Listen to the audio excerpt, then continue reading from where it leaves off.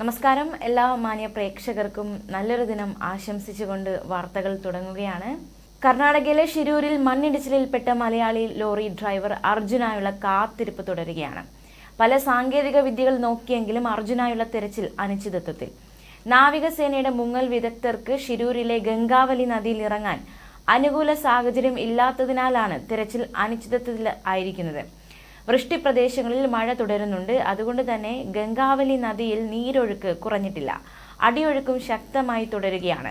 ബോട്ടുകൾ നിലയുറപ്പിച്ച് നിർത്താൻ പോലും കഴിയാത്തതിനാൽ ഡൈവേഴ്സിന്റെ ജീവന് ഭീഷണിയാകുമെന്നതുകൊണ്ടാണ് നദിയിലെ ദൗത്യത്തിൽ പുരോഗതിയില്ലാത്തത്.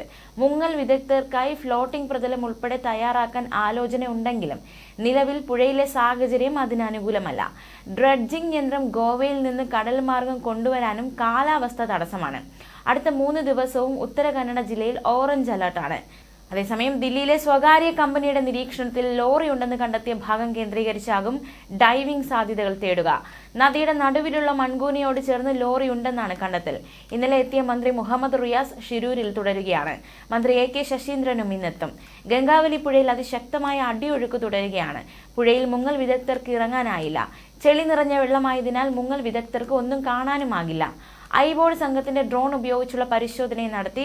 വെള്ളത്തിനടിയിൽ പ്രവർത്തിപ്പിക്കാവുന്ന ക്യാമറ ഉപയോഗിച്ചും വ്യക്തതയുള്ള ചിത്രം കിട്ടാനായി ശ്രമം നടത്തുന്നുണ്ട്.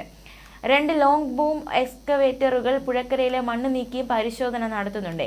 നേവിയുടെയും ആർമിയുടെയും ഐബോർഡ് സംഘത്തിന്റെയും സംയുക്ത തെരച്ചിൽ കാര്യമായ പുരോഗതി ഉണ്ടാക്കാത്തതിനാൽ ഇനി എന്ത് വേണമെന്നതിൽ നിർണായക യോഗം നടന്നു.